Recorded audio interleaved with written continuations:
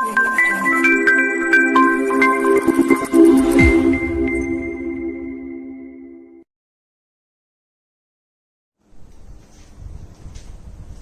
Morning students, કેમ છો? કાલનો પોઈન્ટ તમે સમજી ગયા હશો. એકમ કોષ, એના પ્રકાર આપણે જોયા. હવે ધીમે ધીમે આપણે આગળ જઈએ આ ચેપ્ટરમાં. આ વ્યવસ્થિત સમજો. એકવાર જો વ્યવસ્થિત સમજી ગયા તો કોઈ પણ ક્વેશ્ચન સોલ્વ કરવામાં જરાય તકલીફ નહીં પડે. આપણે કાલે યુનિટ સેલ, એકમ કોષ, એમાં જે મેઇન ટાઈપ હોઈ શકે, ભાઈ સાદું ઘન છે, સિમ્પલ ક્યુબ, એને આપણે આદિમ ઘન એવો શબ્દ વાપરીએ. આદિમ આપણે કહીએ ને, આદિ માનવ એટલે એકદમ જૂના જમાનાના સિમ્પલ માણસો. તો સાદું ઘન અથવા આદિમ ઘન એવો પણ શબ્દ એના માટે વપરાય.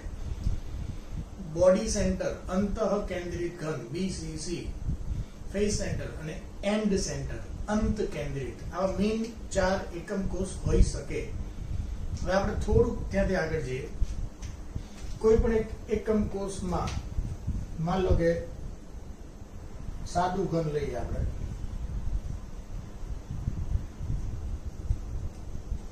અથવા એનું બીજું નામ છે આદિમ ઘન.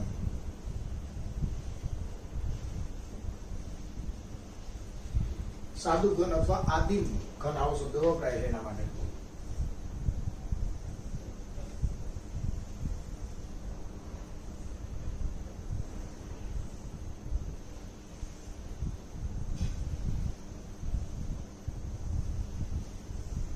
સાદા ઘનમાં શું હોય? 8 ખૂણે 8 પરમાણુ, બીજું કઈ જ નહીં. આ એનો એકમ કોષ. આપણે અત્યારે જે ટોપિક જોઈએ છે એમાં આપણે એ ગણવાનો છે કે એકમ કોષ દીઠ પરમાણુની સંખ્યા કેટલી હોય, એ આપણે કાઉન્ટ કરવાનો. તો આપણે કોઈ પૂછે કે સિમ્પલ ક્યુબ, સાદું ઘન અથવા આદિમ ઘનમાં પ્રત્યેક એકમ કોષ દીઠ પરમાણુ કેટલા હોય? એક એકમ કોષ દીઠ કેટલા પરમાણુ થાય? 8 ના, આવા તો હજારો કરોડો એકમ કોષ આની ઉપર નીચે આજુબાજુ ફ્રન્ટ સાઈડ બધે હશે, ત્યારે 3D માં આખો સ્ફટિક રચના બનાવે. એક એકમ કોષથી કઈ ન થાય, તો આવા તો કરોડો હશે. હવે ફરીથી આપણું જે લોજિક છે, આપણો રૂમ એક સમઘન છે. ધ્યાનથી સમજો. તમે જ્યાં બેઠા છો ત્યાં તમારે આ કલ્પના કરવાની.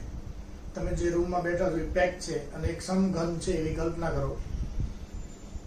આપણા આ રૂમના 8 ખૂણામાં એક એક મોટા પરમાણુઓ છે. આપણે કીધું હતું ને, અડધી દિવાલને અડી જાય ત્યાં સુધીના, સામે વાળો અડધી દિવાલ સુધી આવે એટલે અહીંયા બે આ ધરી ઉપર ભેગા થાય. અહીંયા જે આડી ધરી છે ને ત્યાં. તો હવે આપણો એક એકમ કોષ છે જે 8 ખૂણા ઉપર 8 પરમાણુઓ છે. એ ખૂણા ઉપર તો માત્ર એનું કેન્દ્ર છે, પરમાણુ તો બહુ મોટા છે. હવે વિચારો કે આપણો એક રૂમ છે. ધ્યાનથી સમજો. આવો નવો રૂમ આપણી બાજુમાં છે. આ 2 રૂમ થયા આપણો બાજુવાળો. એમાં 2 રૂમ પાછળ છે.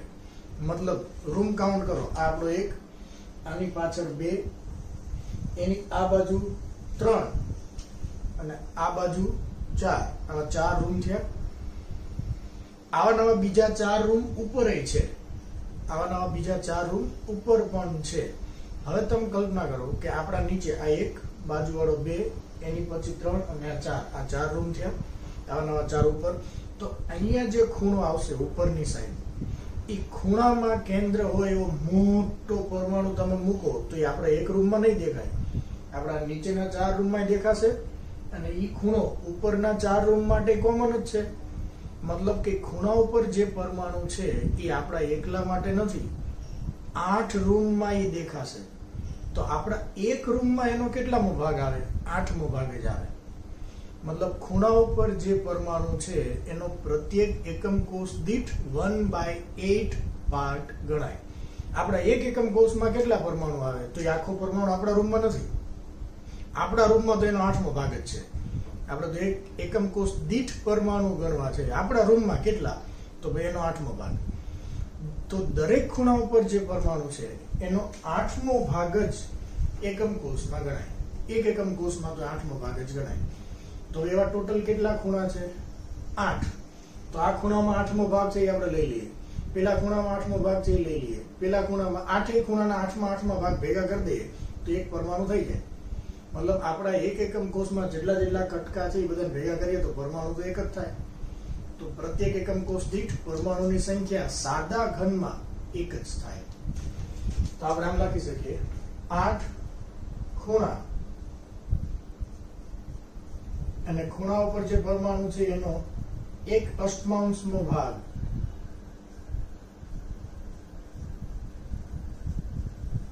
પ્રતિ એકમ કોષ. તો 8 ખૂણા ઉપર 8 પરમાણુ છે પણ એનો 8મો ભાગ જ આવશે ને આપણા એકમ કોષમાં. 8 8 કેન્સલ. 8 ગુણ્યા 1/8 એટલે ટોટલ થાય 1 પરમાણુ.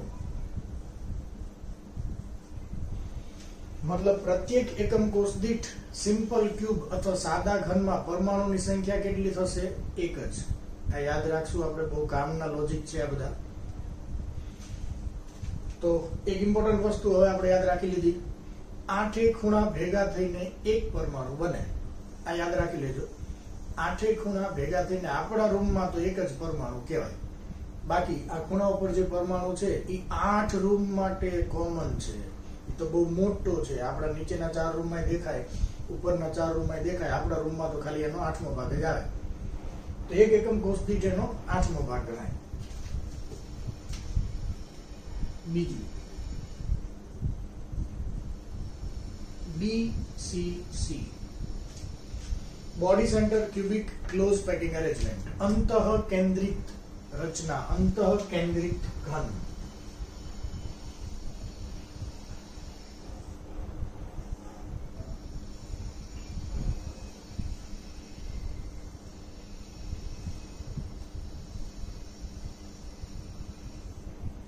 કોઈ પણ ઘન શબ્દ આવે તો સમઘન બનવા માટે 8 ખૂણે 8 પરમાણુ તો બધામાં હોય જ. હવે આપણે કીધું અંતઃ કેન્દ્રિત, બોડી સેન્ટર મતલબ આપણા રૂમની અંદર 8 ખૂણા ઉપર 8 પરમાણુ તો છે જ, પણ આપણા રૂમની વચ્ચોવચ્ચ કેન્દ્ર હોય એવો એક મોટો પરમાણુ છે જે હવામાં નથી. કાલે આપણે વાત કરી હતી. આ નીચેના 4 ખૂણા ઉપર જે મોટા મોટા ફૂટબોલ છે એની ઉપર આપણે એક ફૂટબોલ મૂકી દઈએ તો એ આપણા રૂમના સેન્ટરમાં આવે. એ નીચેના 4 ને ઉપરના 4 ને અડેલું તો હોય, એનો સવર્ગાંક 8 થાય. તો એ રૂમની સેન્ટરમાં એક પરમાણુ છે.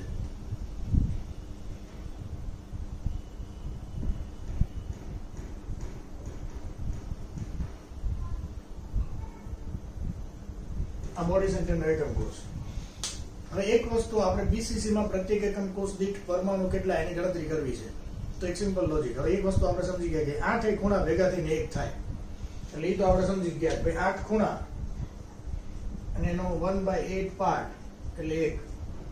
તો 8 ખૂણા ભેગા થઈને એક થાય. પણ આપણા રૂમની વચ્ચોવચ્ચ જે પરમાણુ છે એ તો આખે આખો આપણો જ છે. એમાં તો કોઈ બાજુવાળો ભાગ પડાવવા આવવાનો નથી. તો અંતઃ કેન્દ્રિત પરમાણુ, અંતઃ કેન્દ્રિત પરમાણુ એ તો એક આખે આખો આપણા રૂમમાં ગણાય છે. તો આ 8 ખૂણા ભેગા થઈને એક બનાવે અને એક વચ્ચે વાળો. ટોટલ કેટલા થયા? 2. તો આ 8 ખૂણા ભેગા થઈને એક અને એક અંતઃ કેન્દ્રિત પરમાણુ.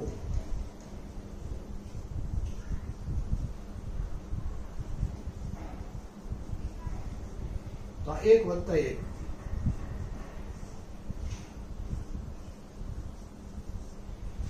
તો બોડી સેન્ટરમાં પ્રત્યેક એકમ કોષ દીઠ ટોટલ પરમાણુની સંખ્યા કેટલી? 2. યાદ રાખજો, આ દરેક જગ્યાએ ક્વેશ્ચન્સમાં એમસીક્યુમાં આની બહુ જરૂર પડશે. હવે આપણે જોઈ લઈએ એફસીસી.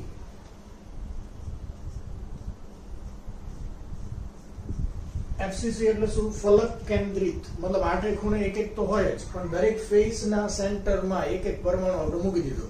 આ દિવાલની વચ્ચોવચ્ચ, સામેની દિવાલમાં, એક છતમાં, એક તળિયામાં, બધે એક એક મૂકી દીધો. પણ આ દિવાલમાં વચ્ચોવચ્ચ જે આપણે પરમાણુ મૂકીએ છીએ એ આ દિવાલને રિલેટેડ જે ઉપરના 4 ખૂણા, નીચેના ટૂંકમાં જે 4 ખૂણા ઉપર પરમાણુ છે એને અડેલો હશે. એ પરમાણુ મોટા છે. એ 4 ફૂટબોલ એવી રીતે છે કે આ એની વચ્ચોવચ્ચ ફિટ થઈ જાય અને 4 ને અડે. આ યાદ રાખજો. તો એફસીસી રચના, એકમ કોષ આપણને ખ્યાલ જ છે.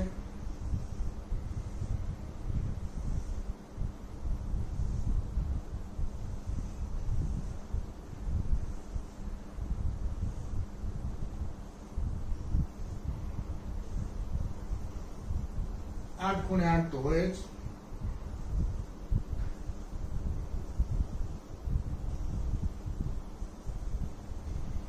ફલક કેન્દ્રિત મતલબ દરેક ફલક એટલે બાજુ ના કેન્દ્રમાં એક એક પરમાણુ દરેક ફેસ ના સેન્ટરમાં. માનો કે નીચેનું જે તળિયું છે અહીંયા સેન્ટરમાં મૂકો, ઉપરની છતના સેન્ટરમાં, આ બાજુની દિવાલના સેન્ટરમાં, આ બાજુ દિવાલના સેન્ટરમાં, આપણી બાજુની જે દિવાલ છે એના સેન્ટરમાં, અને પાછળની જે દિવાલ છે એના સેન્ટરમાં. તો 6 બાજુના કેન્દ્રમાં એક એક પરમાણુ, 6 ફલકના કેન્દ્રમાં એક એક પરમાણુ, એટલે આને કહેવાય ફલક કેન્દ્રિત, ફેસ સેન્ટર. હવે અહીંયા પણ કેલ્ક્યુલેશન એકદમ ઈઝી. 8 ખૂણા ભેગા થાય એટલે 1, ઈ તો આપણે હવે સમજી ગયા. ખૂણા ઉપરનો 8મો ભાગ આપણા રૂમમાં આવે. બોડીના સેન્ટરમાં જે હોય તો આખો આપણા રૂમમાં જ ગણાય. પણ તમે જ કહો, કાલે આપણે ચર્ચા થઈ ગઈ છે, ફેસના સેન્ટરમાં જે પરમાણુ હોય એનો આપણા રૂમમાં કેટલામો ભાગ આવે? માનો કે આ દિવાલ છે આપણી, આપણા રૂમનો એક ફેસ છે, આના સેન્ટરમાં વચ્ચોવચ્ચ આપણે એક મોટો પરમાણુ મૂકી દીધો, તો એ અડધો આપણા રૂમમાં અને અડધો બાજુના રૂમમાં. તો ફેસ સેન્ટર પર જે પરમાણુ છે એનો પ્રત્યેક એકમ કોષ દીઠ કેટલામો ભાગ આવે? 1/2. કારણ કે એના આ પરમાણુ જે આ દિવાલમાં આપણે મૂકશું એ બે જ રૂમમાં દેખાશે, આપણામાં અને બાજુમાં, મતલબ અડધો અડધો બેયમાં ગણાય. તો એક ફેસ સેન્ટરમાં અડધો, એવા ટોટલ કેટલા ફેસ સેન્ટર છે? 6 પરમાણુ છે, એટલે આપણે લખીએ 6 ફલક કેન્દ્રિત પરમાણુ છે, પણ એ આખા નથી. આપણા રૂમમાં તો અડધા અડધા છે, તો ટોટલ કેટલા થયા? 3. તો 3 ફેસ સેન્ટર અને 8 ખૂણા ભેગા થઈને 1 થાય, એટલે ટોટલ 4. મતલબ એફસીસી માં પ્રત્યેક એકમ કોષ દીઠ પરમાણુની સંખ્યા કેટલી થાય? 4. હવે આવું નવું એક અંત કેન્દ્રિત, જેની આપણે બહુ જરૂર નથી પડવાની. અંત કેન્દ્રિતમાં શું હતું? દરેક ફેસના સેન્ટરમાં નહીં મૂકવાનું, સામે ઉપર મૂકો તો નીચે, બસ પૂરું. અથવા અહીંયા મૂકો તો સામે. તો તમે આન્સર આપો છો. એન્ડ સેન્ટર, અંત કેન્દ્રિતમાં પ્રત્યેક એકમ કોષ દીઠ પરમાણુ કેટલા થાય? 8 ખૂણા ભેગા થઈને 1 તો થાય જ. હવે સામેના ફેસમાં એક મૂકવાનો છે, બીજે ક્યાંય નહીં. તો અડધો, એક બીજો, તો એમાં કેટલા થશે? 2 જ થશે. અંત કેન્દ્રિતમાં પ્રત્યેક એકમ કોષ દીઠ પરમાણુની સંખ્યા કેટલી થાય? 2 જ થાય. તો આ યાદ રાખજો. સાદું ઘન 1, બોડી સેન્ટર 2, ફેસ સેન્ટર 4. આ બહુ જ અગત્યનું છે, આને યાદ રાખશું આપણે.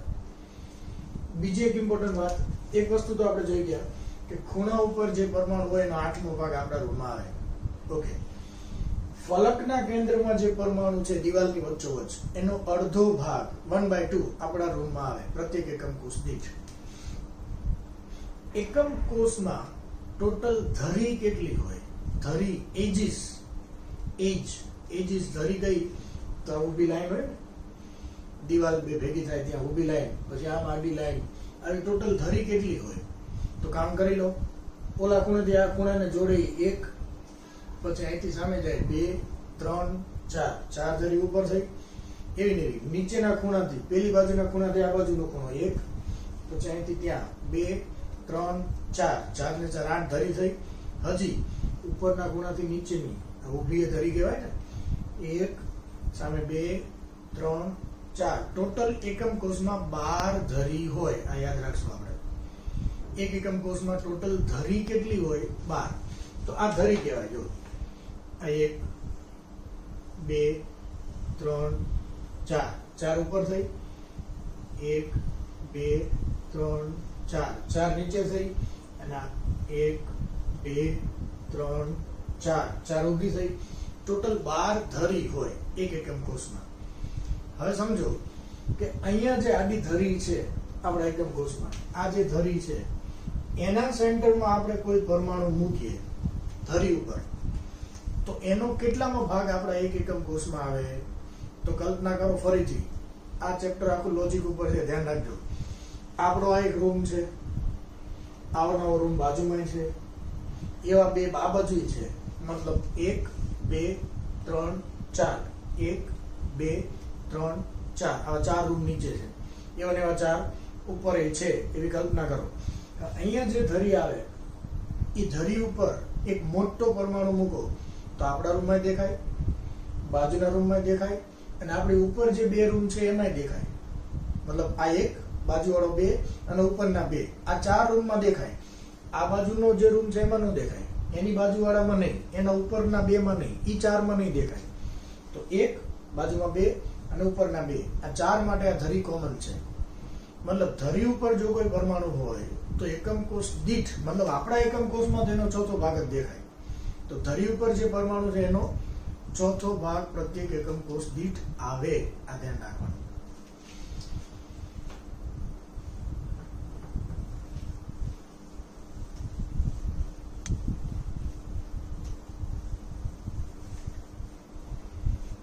ઓકે, હવે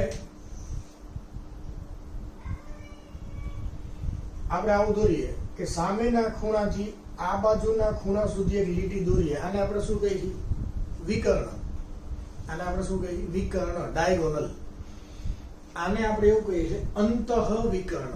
કારણ કે આપણા આ રૂમમાં આ ઉપરનો ખૂણો જે છે ત્યાંથી નીચેનો સામેનો ખૂણો અહીંયા સુધી આપણે એક લીટી દોરીએ તો વિકર્ણ છે, પણ આ બોડીની અંદરથી પાસ થાય. બોડી મતલબ આપણો રૂમ, તો રૂમની વચ્ચેથી પાસ થાય એટલે એને શું કહેવાય? અંતઃ વિકર્ણ, બોડી ડાયગોનલ. યાદ રાખજો, આ બોડી ડાયગોનલ. તો એક એકમ કોષમાં ટોટલ આવા બોડી ડાયગોનલ અંતઃ વિકર્ણ કેટલા પોસિબલ થાય? કાઉન્ટ કરો છો. અહીંયા ઉપરથી ત્યાં નીચે 1 અને અહીંયા નીચેથી ત્યાં ઉપર 2. એ જ રીતે સામે ઉપરથી આ બાજુ નીચે 3 અને અહીંયા ઉપરથી ત્યાં નીચે 4. ટોટલ કેટલા બોડી ડાયગોનલ થાય? 4. એક સિમ્પલ લોજિક. બોડી ડાયગોનલમાં સામસામેના 2 ખૂણા ભાગ લે, 2 ખૂણા ભેગા થઈને એક ડાયગોનલ બનાવે. તો એકમ કોષમાં ખૂણા કેટલા હોય? 8. જો 2 ભેગા થઈને 1 બનાવે તો 8 ભેગા થઈને 4 બનાવે. મતલબ 4 અંતઃ વિકર્ણ હોઈ શકે. પણ આપણે આમ ડ્રો કરીએ તો એ વિકર્ણ તો છે જ, પણ અંતઃ વિકર્ણ નથી. આ ફલક પરનો વિકર્ણ છે, ફેસ ડાયગોનલ. આને શું કહેવાય? Body diagonal. જ્યારે આને કહેવાય ફેસ ડાયગોનલ. હવે ધ્યાનથી સમજો. આ ઉપરના ખૂણાથી સામેનો નીચેનો ખૂણો ત્યાં આપણે લીટી દોરીએ તો એ વિકર્ણ છે, અંતઃ વિકર્ણ. પણ આ બાજુ ઉપરનો ખૂણો છે ત્યાંથી આપણે દિવાલ ઉપર આમ લીટી દોરીએ અને આ બાજુના નીચેના ખૂણે જઈએ તો આ વિકર્ણ તો છે, પણ આ દિવાલ ઉપરનો વિકર્ણ, ફેસ ડાયગોનલ, ફલક પરનો વિકર્ણ કહેવાય. ઓકે, તો આવા ફલક પરના ટોટલ કેટલા વિકર્ણ હોઈ શકે? તો એક સિમ્પલ લોજિક. આ અંતઃ વિકર્ણ હું અત્યારે જવા દઉં છું. હવે આ ફલક ઉપર આપણે એક વિકર્ણ ડ્રો કર્યો, એવો આ બાજુથી આમ 2 થાય ને, મતલબ એક ફેસમાં 2 વિકર્ણ થાય. તો ટોટલ ફેસ કેટલા છે આપણી પાસે? 6. 4 દિવાલ, છત ને તળિયું, તો બધામાં 2. તો ટોટલ કેટલા થાય? 12. મતલબ એક એકમ કોષમાં ટોટલ 12 ફેસ ડાયગોનલ શક્ય છે અને 4 બોડી ડાયગોનલ અંતઃ વિકર્ણ અને આ ફલક પરનો વિકર્ણ. તો આ ધ્યાનમાં રાખજો.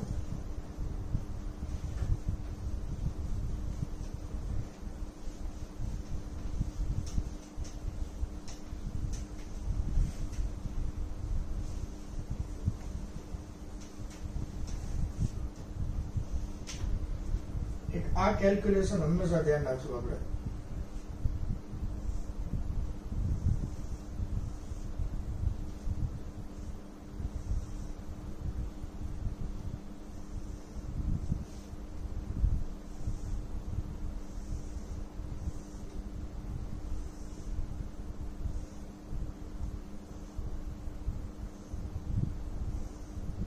કોઈ પણ ઘન છે, મેં આગળ તમને કીધું હતું આ ચેપ્ટરમાં બધા ઘન પદાર્થો જોઈએ એટલે આપણે ઘન લખે એટલે ઘન પદાર્થ નહીં, સમઘન.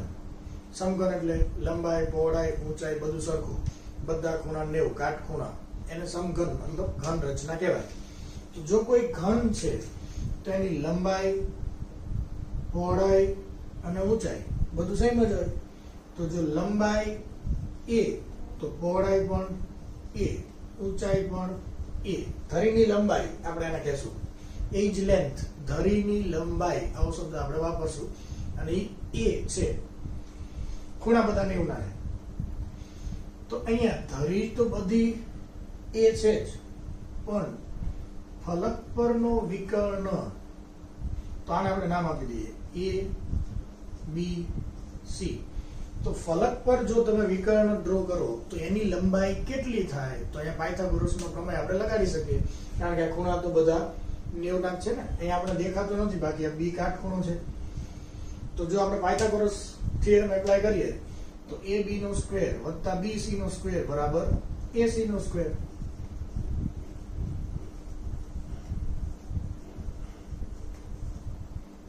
આ શું છે? a નો વર્ગ પ્લસ i ધરીની લંબાઈ એ જ છે બરાબર 2a સ્ક્વેર. તો આ ac બરાબર વર્ગમૂળમાં 2a સ્ક્વેર. આનું વર્ગમૂળ થાય ને. હવે a ને બહાર કાઢ લો, √2a. તો આ આપણે યાદ રાખી લો, પરમેનન્ટ યાદ રાખી લો. આની બહુ જરૂર પડશે આપણે. જો ધરીની લંબાઈ a હોય એ જ આપણે લખશું બધે, તો ફલક પરના વિકર્ણની લંબાઈ કેટલી હોય? √2a. મતલબ સામેથી આ અંતર કેટલું? √2a. પછી આ એકલું નહીં, આ √2a જ થાય. આ ખૂણાથી આ ખૂણો, આ ખૂણાથી આ ખૂણો √2a જ થાય, કારણ કે બધી લંબાઈ તો સેમ જ છે. કોઈ પણ ફલક પરનો વિકર્ણ જે તમે ડ્રો કરો એની લંબાઈ √2a થાય. ફલક પરનો વિકર્ણ √2a. ઓકે, હવે આપણે અંતઃ વિકર્ણ જોવો છે. અંતઃ વિકર્ણ કયો? તો કે સામેના પેલા ખૂણાથી આ ખૂણો, આ બોડી ડાયગોનલ અંતઃ વિકર્ણ. હવે ધ્યાનથી સમજજો, આપણે આ ત્રિકોણ એપ્લાય કરીએ છીએ અત્યારે.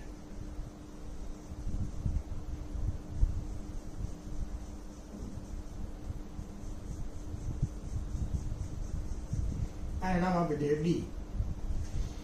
એ સી ડી આ ત્રિકોણ આપણે એપ્લાય કરીએ તો આ સી થી ડી તો ધરીની લંબાઈ જ છે ને. બધી ધરીની લંબાઈ તો એ જ છે, કારણ કે આ સમઘન છે. તો સી થી ડી તો ધરીની લંબાઈ છે અને એ છે. હવે આપણે એ થી સી આ ફલક પરનો વિકર્ણ છે, અને ફલક પરના વિકર્ણની કિંમત આપણે ગોતી લીધી √2a. હવે અહીંયા પણ 90 નો ખૂણો છે, પાયથાગોરસ. તો બે સાઈડ છે આપણી પાસે, તો ત્રીજી અહીંયા મળી જાય. તો અહીંયા પણ AD નો સ્ક્વેર બરાબર AC નો સ્ક્વેર, એટલે સીધી કિંમત જ મૂકી દઉં છું.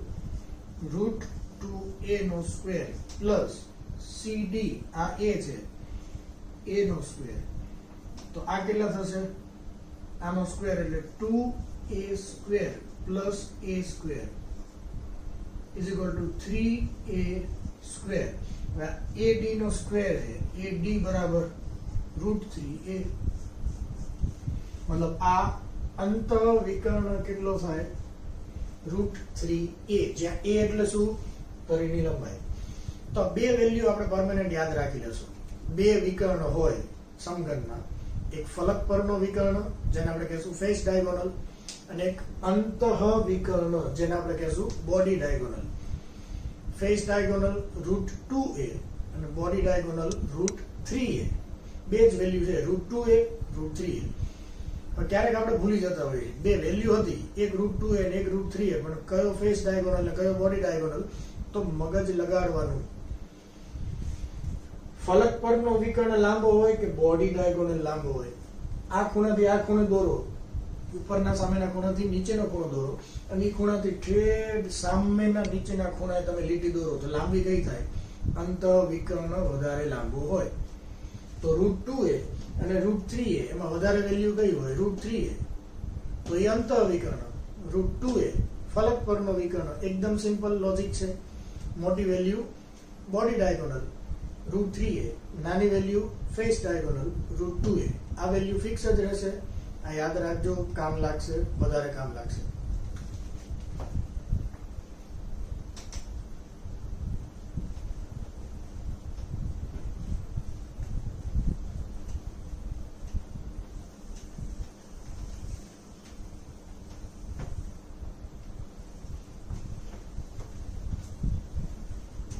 હવે ઇમ્પોર્ટન્ટ પેકિંગ ક્ષમતા. પેકિંગ ક્ષમતાનો મતલબ શું? માની લો કે આપણો રૂમ છે, એમાં આપણે ફૂટબોલ મૂકવાના છે. આપણે પહેલા કીધું પરમાણુને આપણે ગોળ દડાની જેમ કલ્પના કરેલી છે, સ્ફેરિકલ. તો આપણે ફૂટબોલની આમ લાઈન કરી દીધી, પહેલો, બીજો, ત્રીજો, ચોથો, પાંચમો, પછી બીજી લાઈન, ત્રીજી લાઈન, આખું તળિયું પેક કરી દીધું. એની ઉપર એવું ને એવું એક બીજું સમતલ મૂકી દીધું, પછી ત્રીજું, ચોથું, એમ કરતા કરતા ઠેઠ ઉપર આખો રૂમ ભરી દીધો. હવે આમાં એક પણ ફૂટબોલ સમાય એમ નથી, એક પણ પરમાણુ સમાઈ શકે એમ નથી. તો આપણા રૂમની જેટલી જગ્યા છે એમાંથી પરમાણુ કેટલી જગ્યા રોકે છે? માનો કે રૂમની જગ્યા 100 લીટર અને પરમાણુ 80 લીટર જગ્યા રોકે. આ ફૂટબોલ બધા 80 લીટર જગ્યા રોકે. તો આ રીતે આપણે જે ગોઠવણી કરી એની પેકિંગ ક્ષમતા, પેકિંગ એફિશિયન્સી 80% કહેવાય. હવે ધ્યાનથી સમજજો, આપણે જે સાદા ઘનની રચના કરેલી છે,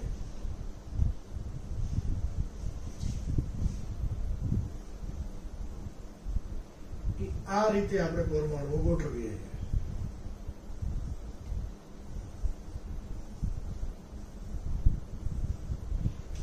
તો અહીંયા 1 2 3 4 ફૂટબોલની વચ્ચે કેટલી બધી જગ્યા ખાલી રહે આપણને ખબર છે. મોટા મોટા 4 ફૂટબોલ તમે અડાડી મૂકી દો તો વચ્ચે કેટલી મોટી જગ્યા ખાલી રહે. ક્રિકેટના 2-3 બોલ એમનામ જતા રહે વચ્ચે.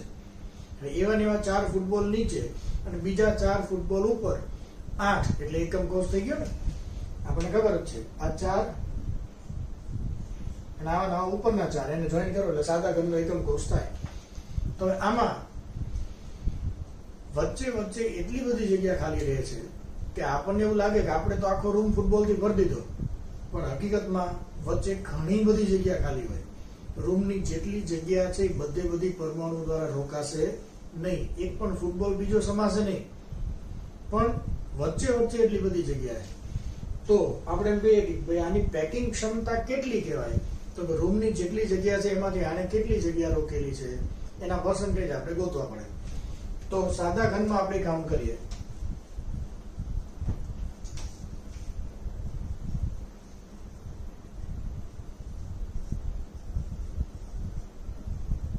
સાદું ઘન અથવા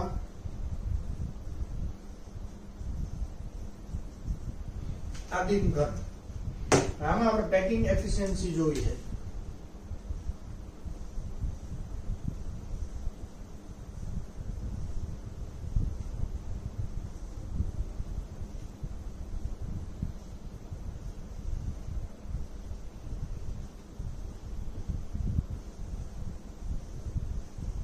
સાદા ઘનમાં એકમ કોષ, એમાં ધરીની લંબાઈ a, પહોળાઈ, ઊંચાઈ બધું એ જ છે.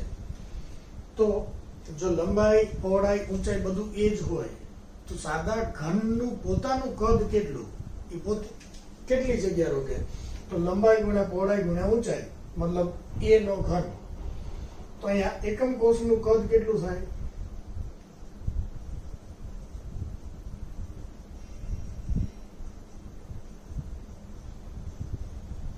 a નો ઘન થાય. હવે ટોટલ એકમ કોષની જગ્યા આટલી છે, a નો ઘન, આટલી જગ્યા એકમ કોષ રોકે. હવે આપણે એ જોવું છે કે એકમ કોષ દીઠ જે પરમાણુઓ છે એ પરમાણુ કેટલી જગ્યા રોકે છે, એટલે આપણને પર્સન્ટેજ મળી જાય. તો સાદા ઘનમાં એક એકમ કોષમાં કેટલા પરમાણુ હોય? એક એકમ કોષ દીઠ એક જ. 8 ખૂણા છે પણ એ 8 આખે આખા આપણા રૂમમાં તો છે નહીં. આપણા રૂમની જગ્યા કેટલી? a નો ઘન.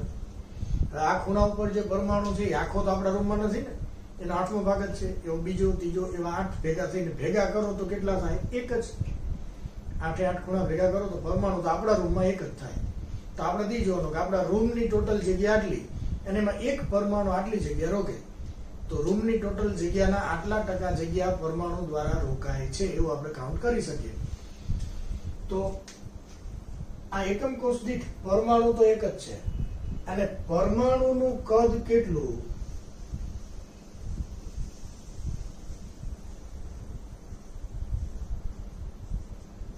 ચાર તૃતીયાંશ પાયાર ઘન. ગોળો છે ને એટલે એનું કદ 4/3 પાયાર ઘન, જ્યાં r એટલે જે તે પરમાણુની ત્રિજ્યા. તો અહીંયા આપણે પેકિંગ ક્ષમતા ગોતવી હોય તો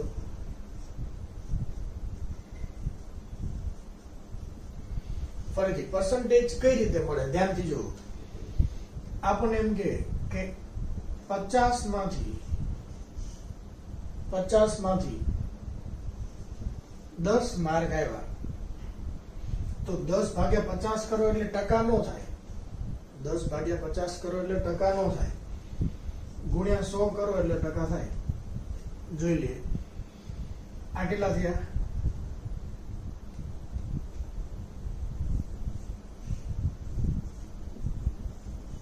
20%. એ તો આપણને ખબર છે. 50 માંથી 10 તો 100 એ કેટલા? 20 જ હોય ને, એટલે ગુણ્યા 100 કરવાના છે આપણે.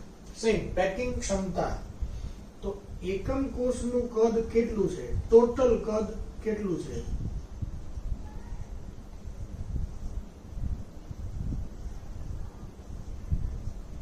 એમાંથી પરમાણુ કેટલું કદ રોકે છે?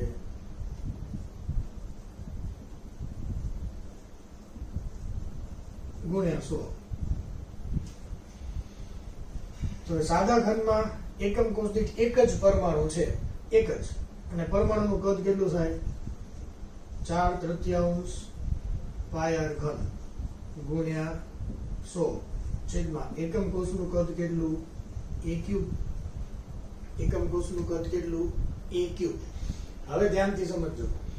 સાદા ઘનની અંદર આ ખૂણા પરના બંને પરમાણુઓ એકબીજાને અડેલા હોય. આપણે કીધું હતું ને આગળ, એકબીજાને અડેલા છે.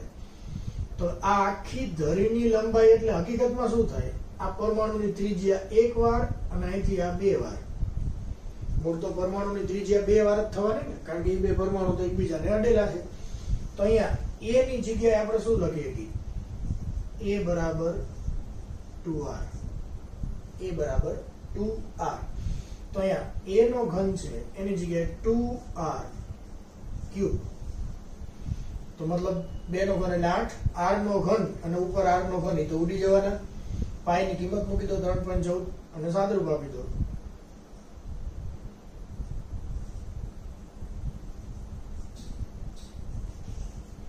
ઓલમોસ્ટ ગણો 52%. એનો મતલબ શું થયો કે આ રીતે આપણે આપણા રૂમમાં ફૂટબોલ મૂકીએ તો આપણને એમ લાગે કે આખો રૂમ ભરાઈ ગયો છે, હવે એક પણ બોલ સમાઈ શકે એમ નથી, પણ છતાંય ઓલમોસ્ટ વચ્ચે અડધી જગ્યા ખાલી છે. પરમાણુ દ્વારા 52% રોકાય, મતલબ 48% જગ્યા ખાલી છે, એટલે ઓલમોસ્ટ અડધું થયું. તો આપણે પેલા કીધું 4 ફૂટબોલ મોટા નીચે 4 ઉપર મૂકો તો વચ્ચે એટલી બધી જગ્યા ખાલી રહે. તો આ રીતે આખો રૂમ તમે ભર દો, આપણને લાગે કે રૂમ ભરાઈ ગયો, પણ હકીકતમાં આ રૂમની ઓલમોસ્ટ અડધી, એક્યુરેટ જોવા જઈએ તો 48% જગ્યા ખાલી છે. તો પરમાણુ દ્વારા કેટલા ટકા જગ્યા રોકાશે? 52%. તો આ યાદ રાખશું. સાદા ઘન અથવા આદિમ ઘનની પેકિંગ એફિશિયન્સી, પેકિંગ ક્ષમતા કેટલા ટકા હોય? 52%.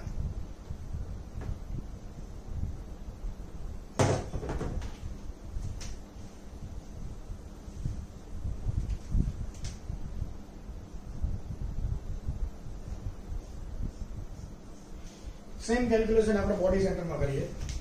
BCC માં ટોટલ જગ્યાના કુલ કેટલા ટકા જગ્યા પરમાણુઓ દ્વારા રોકાય એની આપણે ગણતરી કરવી.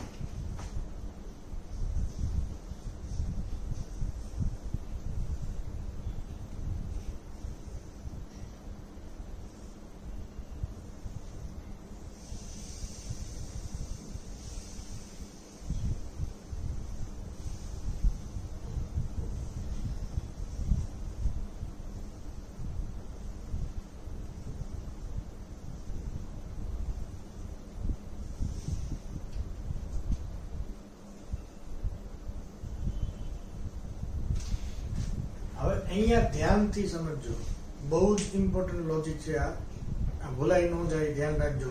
એકવાર નહીં 5 વાર કહું છું, ધ્યાન રાખજો.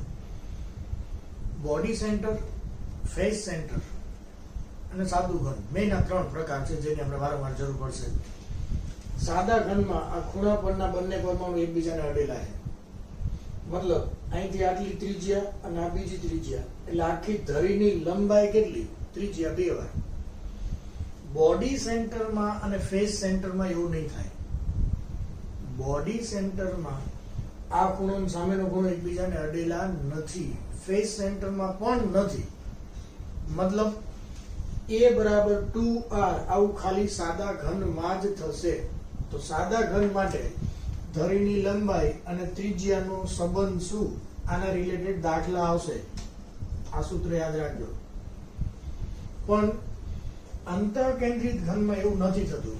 હવે આપણે એક વાર કીધું ખબર, નીચે 4 મોટા મોટા ફૂટબોલ છે, એની ઉપર આપણે એક મોટો ફૂટબોલ મૂકીએ તો એ ફૂટબોલ નીચેના 4 એને અડશે, પણ આ 4 ખૂણાવાળાથી થોડાક દૂર છે, એકબીજાને અડેલા નથી. પણ આ વચ્ચેવાળો તો નીચેના 4 ને અડશે, કારણ કે એની ઉપર જ મૂકેલો છે. અને એવા ને એવા ઉપરના 4 જે છે એને અડશે. આ નીચેના 4, ઉપરના 4, એની વચ્ચે આપણા રૂમની વચ્ચોવચ્ચ જે બોડી સેન્ટરનો પરમાણુ છે એ સેન્ડવિચ થઈ ગયો. તો એ તો 8 ને અડે જ છે. મતલબ શું થયો કે આ ખૂણાવાળા પરમાણુ છે એ ખૂણાવાળા પરમાણુ એકબીજાને અડેલા નથી. આ એકબીજાને અડેલા નથી, પણ આ વચ્ચે જે આપણે મૂકશું ઈ 4 ને નીચેના 4 ને ઉપરના 4 બધાને અડેલો હોય. આ ઉપરવાળો તો જે અડેલા છે એને આપણે જોઈન કરીએ.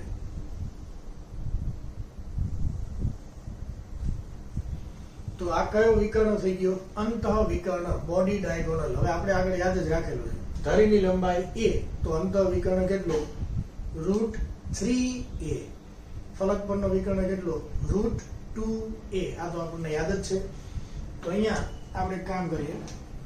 √3a એટલે અંતઃ વિકર્ણ થઈ ગયો. હવે અંતઃ વિકર્ણની ટોટલ લંબાઈ કેટલી? તો પરમાણુની ત્રિજ્યા 1 વાર, અહીંથી આટલું ત્રિજ્યા 2 વાર, આ 3 વાર અને આ 4 વખત. મતલબ આખે આખો અંતઃ વિકર્ણ બોડી સેન્ટરમાં √3a બરાબર 4r થાય. તો આ સૂત્ર યાદ રાખજો. સાદા ઘન માટે a બરાબર 2r, એ તો યાદ રહી ગયું, સિમ્પલ જ છે, અડેલા છે એટલે ધરીની ટોટલ લંબાઈ અહીંથી આટલી a કેટલી થાય? r અને r 2r. અંતઃ કેન્દ્રિત ઘનમાં બોડી ડાયગોનલ √3a બરાબર 4r, r1 2 3 4 આટલું યાદ રહી ગયું. તો એના ઉપરથી તમે કહી શકો a બરાબર કેટલા? 4r બાય √3 અથવા 4 બાય √3r. પણ આ a બરાબર આટલા અથવા r બરાબર પૂછે તો √3 બાય 4a. આ 4 ને નીચે લઈ લો એટલે r ની કિંમત મળે. પણ એ યાદ રહે નહીં રાખવાનું, કારણ કે a બરાબર 4 બાય √3r, r બરાબર તો 4 નીચે લાવો √3 બાય 4a. તો એમાં પછી ક્યારેક સૂત્રમાં ઊંધું અવરું થઈ જાય. આપણે તો એક જ યાદ રાખવાનું, બોડી ડાયગોનલ BCC રચના જ્યારે પણ હોય ત્યારે √3a બરાબર 4r. બસ આટલું જ. એમાં a બરાબર કે તો આને નીચે લઈ જાઓ, r કે તો આને નીચે લઈ આવો. એક સૂત્ર આપણે યાદ રાખવાનું. સાદા ઘન માટે આ સૂત્ર યાદ રાખવાનું. હવે એની કેલ્ક્યુલેશન આપણે કરીએ. સાદા ઘનમાં કેલ્ક્યુલેશન કરી તો કેટલા ટકા થયું? 52%. આમાં કેલ્ક્યુલેશન કરી જોઈએ તો સૂત્ર તો આ જ. પેકિંગ ક્ષમતા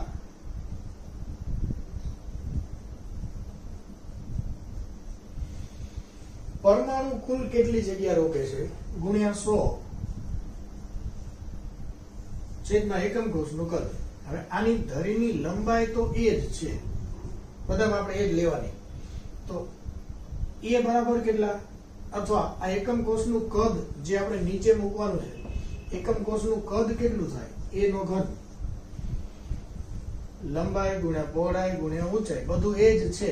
તો એકમ કોષનું કદ તો એ નો ઘન થાય, અને એ એટલે આટલા છે 4r બાય √3 એનો ઘન. એટલે નીચે આપણે શું લખી નાખ્યું? એકમ કોષનું કદ. હવે ઉપર એકમ કોષ કેટલી છે, સોરી એકમ કોષમાં પરમાણુ કેટલી જગ્યા રોકે છે? તો આપણને ખબર જ છે કે એક પરમાણુનું કદ કેટલું? 4/3 πr ઘન. બોડી સેન્ટરમાં પ્રત્યેક એકમ કોષ દીઠ પરમાણુ કેટલા હોય? 2. આપણે કાઉન્ટ કર્યું ને હમણાં. 8 એક ખૂણાના ભેગા થઈને 1, અને વચ્ચે વાળો તો આખે આખો આપણા રૂમમાં છે જ, એ જગ્યા તો રોકવાનો જ. તો 2 પરમાણુ છે. તો ટોટલ પરમાણુ કેટલી જગ્યા રોકશે? 4 તૃતીયાંશ પાય આર ઘન આ એક પરમાણુનું કદ ગુણ્યા 2 કારણ કે એકમ કોષમાં 2 પરમાણુ છે એટલે ટોટલ આટલી જગ્યા રોકશે. તો અહીંયા આ √3 નો ઘન કરી નાખો, r નો ઘન કરો, r કેન્સલ, સાદુરૂપ આપી દો 68%. આ આંકડા યાદ રાખજો, એમસીક્યુ માં પૂછાય છે. આ આંકડા યાદ રાખજો. સાદા ઘનની પેકિંગ ક્ષમતા, પેકિંગ એફિશિયન્સી કેટલી? 52%. બોડી સેન્ટરમાં પેકિંગ એફિશિયન્સી કેટલી? 68%, 68%. ક્યારેક ઊંધું પૂછે, બીસીસી રચનામાં કેટલા ટકા જગ્યા ખાલી રહે છે? તો 32%. 68% પરમાણુ દ્વારા ભરાયેલી છે, 32% ખાલી છે. તો આ ધ્યાન રાખશું.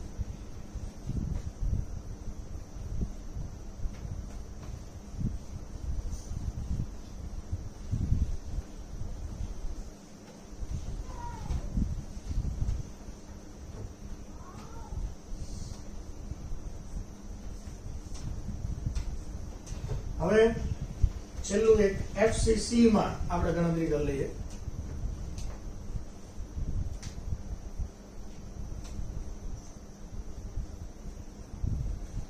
ફલક કેન્દ્રિતના એકમ કોષ દીઠ પરમાણુ કેટલી જગ્યા રોકે, એની પેકિંગ એફિશિયન્સી કેટલી હોય એ આપણે કામ કરીએ.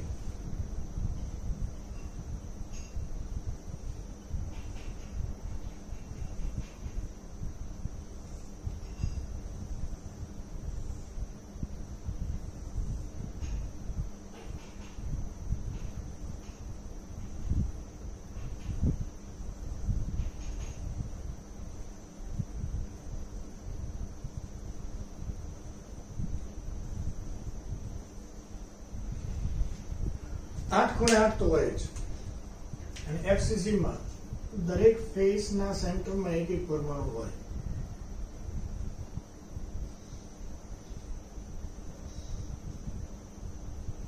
એફસીસી પહેલી તો એ વાત કે બોડી સેન્ટર અને ફેસ સેન્ટરમાં આ ખૂણા ઉપરના બે પરમાણુ અડેલા ન હોય. એક સિમ્પલ લોજિક, તમે 4 ફૂટબોલ એકબીજાને અડાડીને મૂકો તો એ અડેલા હોય, પણ એ ચારેય ફૂટબોલની વચ્ચે એક મોટો ફૂટબોલ ધક્કો મારી નાખી દો તો પેલા 4 થોડા ખસી જવાના ને, એ અડેલા નહીં રહે.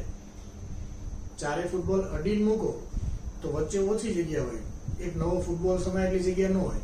પણ હવે 4 ફૂટબોલ તમે અડાડીને મૂકી દીધા અને વચ્ચોવચ્ચ એક ખાડામાં ફૂટબોલ મૂકીને ધક્કો માર દો, નીચે અડાડ દો તો આ ચારે ખસી જવાના, એ અડેલા નહીં રહે. સેમ સિચ્યુએશન અહીંયા થાય. આ 4 ખૂણાવાળા 4 ફૂટબોલ હતા, એની વચ્ચે એક ફૂટબોલ આવી ગયો ને, આ ફૂટબોલ આ ચારેયને અડેલો હોય, ચારેય ખૂણાવાળાને અડેલો હોય, મતલબ આ ખૂણાવાળા થોડા દૂર જતા રહે. તો અહીંયા આ ખૂણાવાળા તો એકબીજાને અડેલા નથી.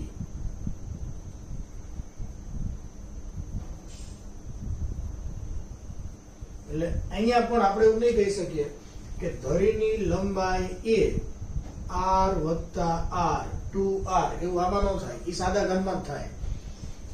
a બરાબર 2r એ સાદા ઘનમાં જ થાય, કારણ કે ત્યાં બે પરમાણુ અડેલા છે. આ તો r આટલું પણ આ વચ્ચેની જગ્યા તો હજી કાઉન્ટ કરવી પડે ને, એટલે આમાં કેલ્ક્યુલેશન ન થાય. ધરીની લંબાઈ અને ત્રિજ્યા વચ્ચેનો સંબંધ જોવો હોય તો ક્યાંથી જોવાય? જ્યાં બે પરમાણુ અડેલા હોય ત્યાં જ જવાય. જેમ બોડી સેન્ટરમાં કયા પરમાણુ અડેલા હતા? તો બોડી ડાયગોનલ વાળા એકબીજાને અડેલા હતા, તો આપણે અંતઃવિકર્ણ દોરીને સમજી ગયા. તો ફેસ સેન્ટરમાં કયા પરમાણુ અડેલા હોય? આ ફેસ પરનો જે સેન્ટરનો છે એ ચારે ચારને અડેલો હોય ને, આપણે વચ્ચે જે મૂકીએ એ ચારે ચાર ખૂણાવાળાને અડેલો હોય. તો અહીંયા આપણે એ લોજિક કરીએ, અહીંયા આ સૂત્ર નહીં ચાલે. આ વચ્ચે વાળો છે એ આ દિવાલના ચારે ચારને અડેલો જ હોય. માની લો કે આ વચ્ચે વાળો પરમાણુ આવડો છે,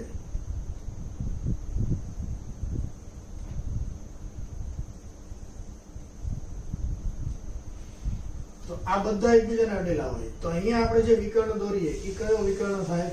ફલક પરનો વિકર્ણ થાય. અને ફલક પરનો વિકર્ણ એટલે √2a. આપણે બે જ કિંમત યાદ રાખવાની છે, √3a √2a. એમાં નાનો આંકડો √2a તો એ ફલક પરનો વિકર્ણ, મોટો આંકડો √3a તો એ બોડી ડાયગોનલ અંતઃવિકર્ણ. √2a બરાબર થાય કેટલા? ત્રિજ્યા 1 વાર, 2 વાર, 3 વાર, 4 વાર. મૂળ તો આ પહેલી ત્રિજ્યા, આ પરમાણુ બીજો સેમ જ છે, ત્રિજ્યા 2 વાર 3 વાર અને 4 વાર થાય તો 4r જ. આ ફેસ સેન્ટર માટેનું ઇમ્પોર્ટન્ટ સૂત્ર.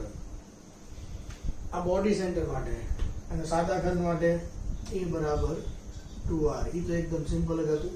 આ ત્રણ સૂત્રો આપણે યાદ રાખવાના. સાદા ખંડ તમને યાદ રહી ગયું. BCC માટે √3a બરાબર 2r. BCC એટલે બોડી સેન્ટર. બોડી સેન્ટર આવે એટલે યાદ રાખો બોડી ડાયગોનલ તો વધુ લંબાઈ હોય √3a બરાબર 4r. અને ફલક કેન્દ્રિતમાં ફેસ ડાયગોનલ આવે √2a બરાબર 4r. ફેસ ડાયગોનલ એટલે √2a બરાબર 4r તો આ બેમાં હશે જ. એટલે આ સિમ્પલ વે છે. હવે તમારે a ની કિંમત ગોતવી હોય તો 4/√2r અને r ની કિંમત ગોતવી હોય તો 4 નીચે લઈ લો √2/4a પછી બધું થશે. આપણે આ ત્રણ સૂત્રો ઇમ્પોર્ટન્ટ છે જે યાદ રાખવાના. હવે ફેસ સેન્ટરમાં એકમ કોષ દીઠ પરમાણુ કેટલા? 4. આપણે હમણાં જ કાઉન્ટ કર્યા. 8 ખૂણા ભેગા થઈને 1 અને 6 બાજુ ઉપર અડધા અડધા એટલે 3 બીજા ટોટલ 4. તો અહીંયા પેકિંગ એફિશિયન્સી એકમ કોષ દીઠ પરમાણુ કેટલા છે? 4. અને એક પરમાણુ કેટલી જગ્યા રોકે? 4/3 પાયા ઘન ગુણ્યા 100 છેદમાં એકમ કોષનું કદ મતલબ a નો ઘન અને a બરાબર કેટલા? √2 નીચે લઈ જાઓ 4/√2r નો ઘન a નો ઘન. તો અહીંયા થશે 72%. તો અહીંયા આ ત્રણ સૂત્રો આપણે યાદ રાખવાના. ફરીવાર કહું છું. સાદા ઘન માટે a બરાબર 2r, બોડી સેન્ટર માટે √3a બરાબર 4r અને ફેસ સેન્ટર માટે √2a બરાબર 4r. સાદા ઘનની પેકિંગ ક્ષમતા કેટલી? 52%. બોડી સેન્ટરની કેટલી? 68%. ફેસ સેન્ટરની કેટલી? 72%. તો આપણને પૂછે ફેસ સેન્ટરમાં કુલ જગ્યાના કેટલા ટકા જગ્યા ખાલી રહે છે? તો 72 માંથી 72 માઇનસ કરો 28%. તો આ ઇમ્પોર્ટન્ટ ક્વેશ્ચન છે, ઇમ્પોર્ટન્ટ લોજિક છે. આને વ્યવસ્થિત યાદ રાખી લેજો, રિવાઇઝ કરી લેજો. આના ઉપર આખું ચેપ્ટર આધારિત હશે. ઓકે બેટા.